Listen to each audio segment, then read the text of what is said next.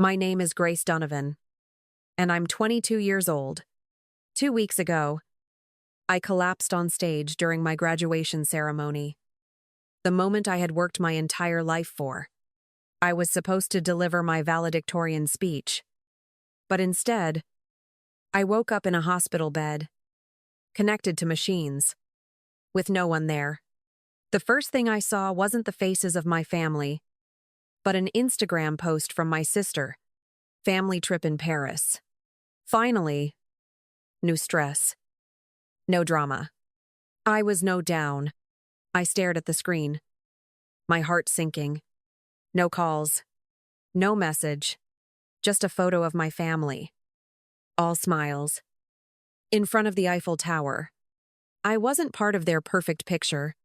It was like I didn't exist. The realization hit harder than the pain in my head. My family wasn't there because they loved me. They were there because they needed something. I didn't call them back. I didn't need to hear their excuses. Instead, I let the silence take over. I had always been the reliable one. The one who did everything for everyone else. But in that moment, I knew something had changed. I wasn't going to be their afterthought anymore. I wasn't going to let them ignore me. Not after everything I had given up. It was time to stop being invisible. And so, I made a choice. I was done waiting for them to notice me. I was done proving my worth to people who never saw it. From that moment, everything would be different. I wasn't going to let them dictate my life any longer. Growing up, it always felt like I was invisible. My mother, deeply involved in planning Meredith's engagement, never once asked how I was handling finals or what I needed for graduation. Grace, can you grab the napkin samples? Meredith's party is coming up. And I need your help. Each time I tried to speak up, it felt like I wasn't even there. I'd learned to stay quiet, taking on everything they needed without a word of complaint. That night, I overheard Mom on the phone. Yes, she's valedictorian. Can you believe it? But the timing is terrible with Meredith's party. She laughed, as if my greatest achievement was just a minor inconvenience. I didn't confront her. I simply sat there in my childhood room, folding laundry, letting her words sink in. My mother had always been distant. But now I knew the truth. She saw me as someone who could be relied upon. Never as her daughter. The next morning, Meredith came in, flashing her engagement ring and expecting me to admire it. "Congrats on the valedictorian thing," she said, her voice dripping with insincerity. I didn't reply. She was too busy with wedding plans to care about anything else. And I was too tired to pretend. Meredith would never understand what it was like to be the one always left behind. The one who was expected to take care of everything. I'd spent years trying to make them proud. But now I wasn't sure it was worth it. Their indifference had become my reality. And the more I thought about it, the more I realized that I had been invisible to them for my whole life. I was just the one who always managed to do what they needed without asking for anything in return. But I didn't want to be that person anymore. The day of my graduation ceremony, I was exhausted. Finals had drained every last ounce of energy I had. But the moment was supposed to be mine, the speech. The recognition. The celebration. I had worked for this moment for years. But as I stood backstage, waiting for my name to be called, something didn't feel right. My phone buzzed in my pocket. Another notification from my sister. It was a photo from their trip in Paris. I stared at the screen. The words in the caption, stinging. Family trip in Paris. Finally. No stress. No drama. Not even a text. Not even a good luck or we're proud of you. I didn't look back at the people in the crowd or the ceremony. My heart wasn't in it anymore. I was standing there, about to give my speech. But all I could feel was the weight of that photo. That distance. The words I had written. The speech I had practiced so many times. suddenly seemed meaningless. Meredith, my sister, was off living her perfect life. And I was here. Ignored. This moment was supposed to be a triumph. But instead, it felt like a cruel reminder of how invisible I had always been. The microphone in my hand suddenly felt heavy. The crowd's murmurs distant. Like I wasn't even really there. Grace Donovan. The announcer's voice echoed through the speakers, snapping me back to reality. I stepped forward, the stage lights blinding me. My throat tightened as I cleared it and began my speech. But everything felt wrong. I couldn't stop thinking about that post. About how they were all laughing and enjoying themselves. While I stood there, alone. The speech was a blur. I said the words. But they felt hollow. When I finished, the applause felt distant. And for the first time, I didn't feel proud. As I walked back to my seat, I scanned the crowd for my family. No one. They hadn't even shown up. Not a single one of them. Instead, I saw Grandpa sitting in the front row.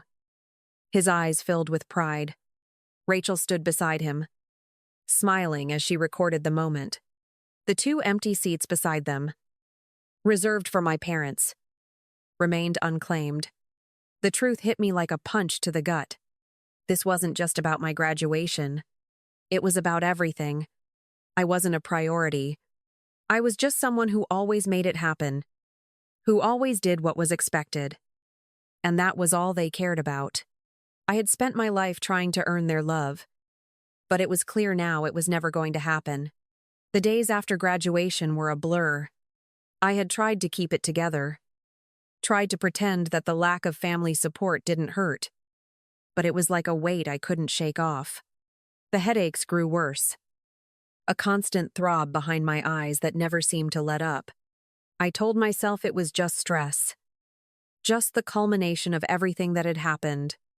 But deep down, I knew it was more than that. At work the next day, I could barely keep my eyes open. My manager asked if I was okay, but I just smiled and shrugged. Just tired, I said, my voice strained. The truth was, I hadn't slept properly in days.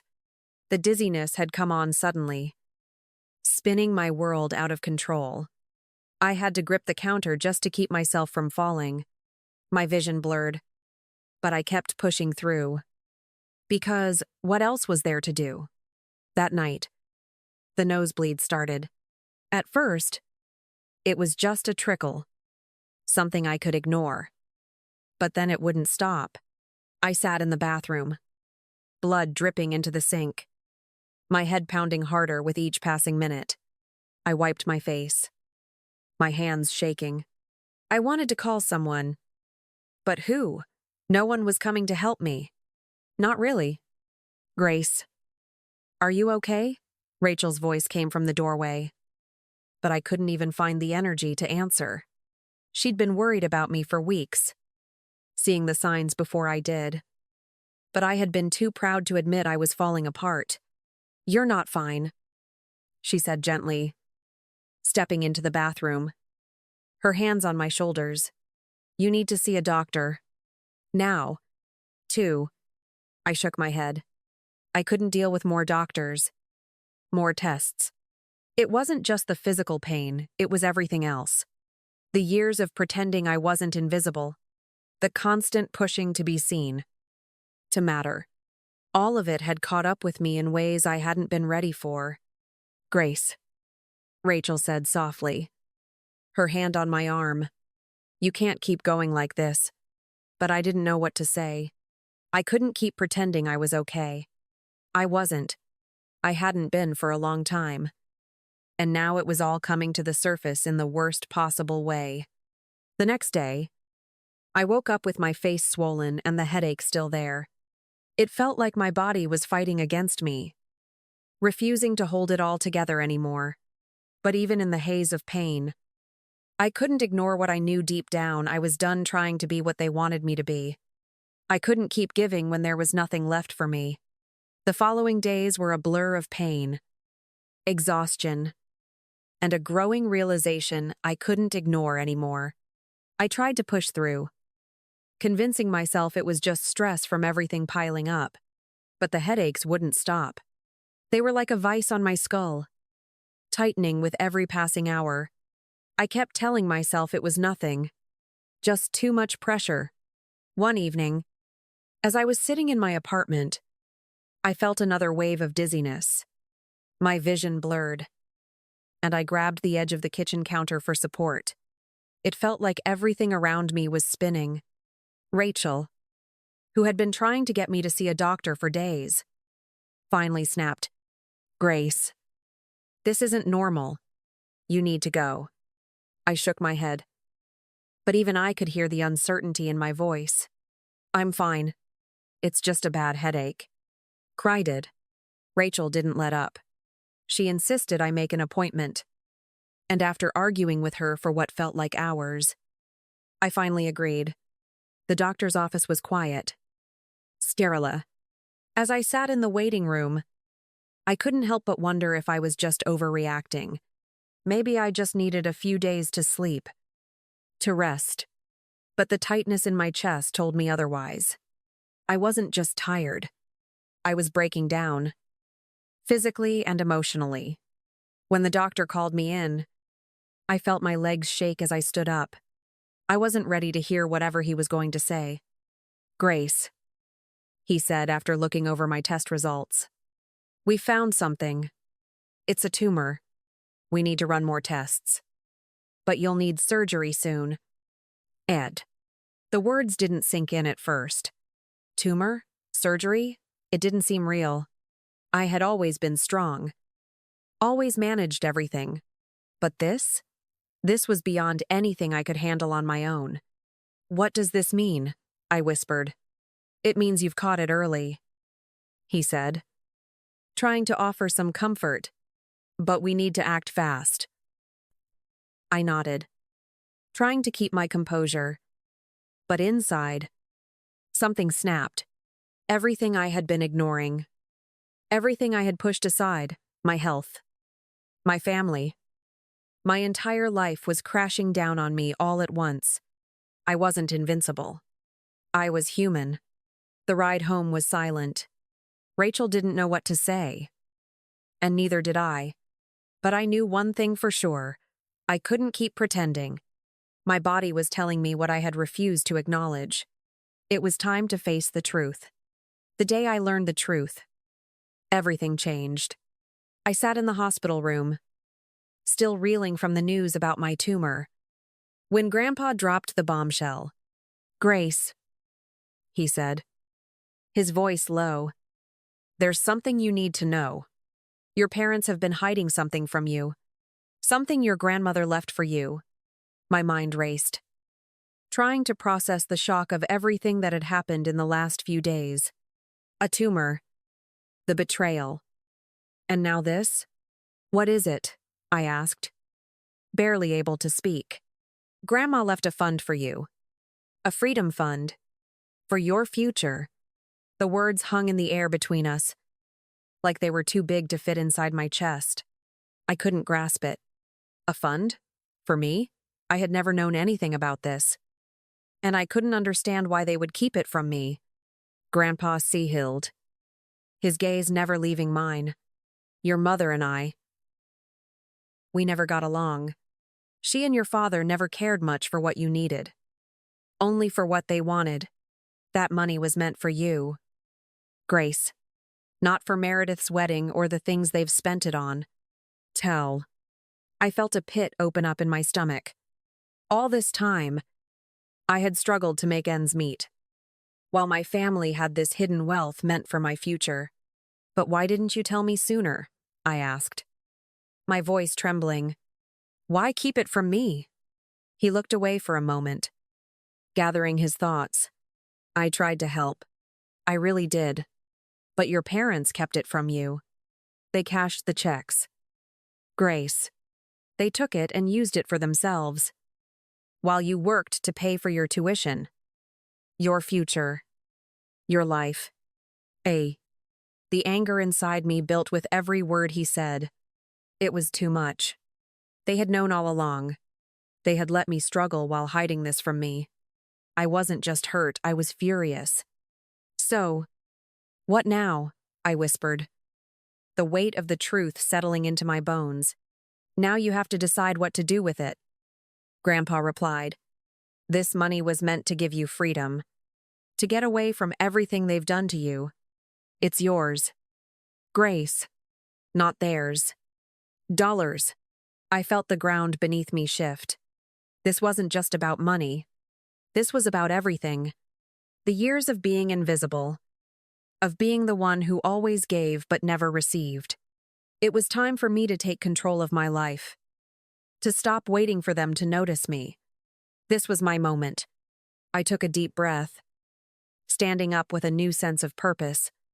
I wasn't just going to fight for what was mine. I was going to make sure they knew exactly how it felt to be left behind.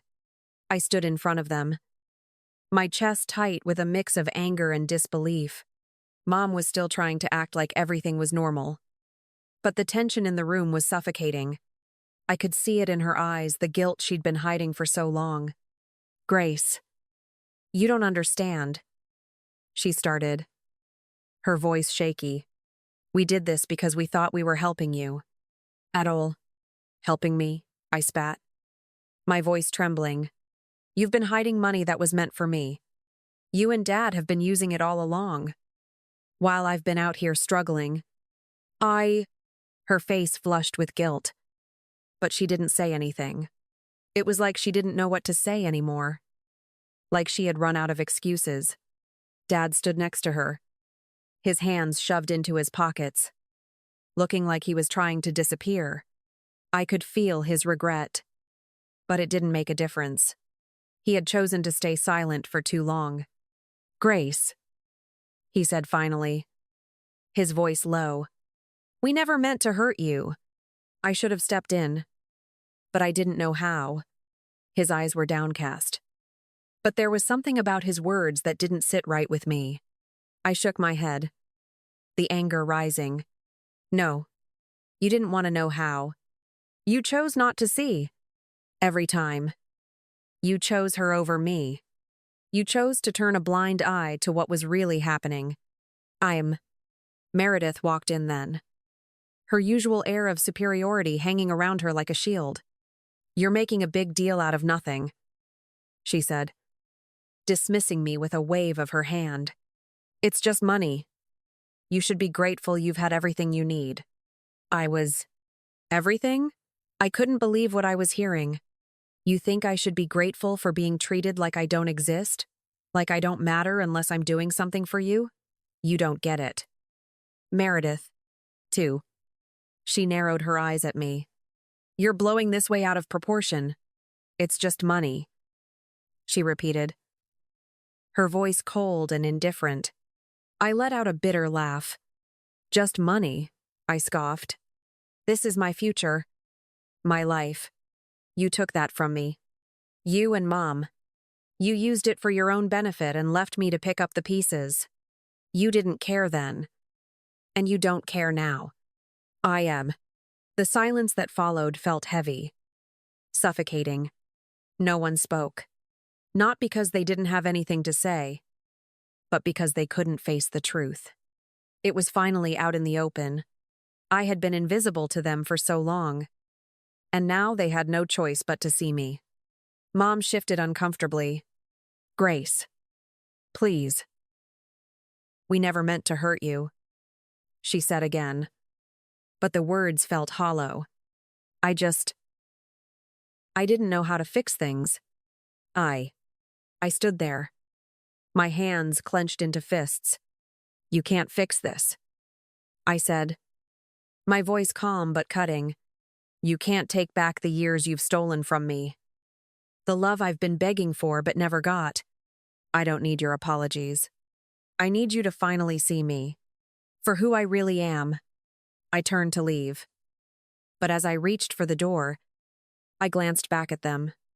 I'm done, I said quietly. I'm done fighting for your approval. I'm done being invisible. And with that, I walked out of their house, leaving behind the weight of a lifetime of disappointment. The anger still burned inside me. But there was something else now too, relief. I was finally free. The days following the confrontation felt like a blur. But there was a clarity I hadn't expected. My heart, once heavy with anger, now felt oddly light. I'd said everything I needed to say. But the true battle wasn't over. It was about learning how to heal. How to move forward without the weight of the past holding me back. Rachel was always there. A steady presence beside me. One evening, as we sat on my apartment's small balcony, watching the sunset, she turned to me. "Grace, I don't know how you've done it. After everything they put you through, you're still standing. I'm proud of you." Eat. I took a deep breath, feeling the weight of her words.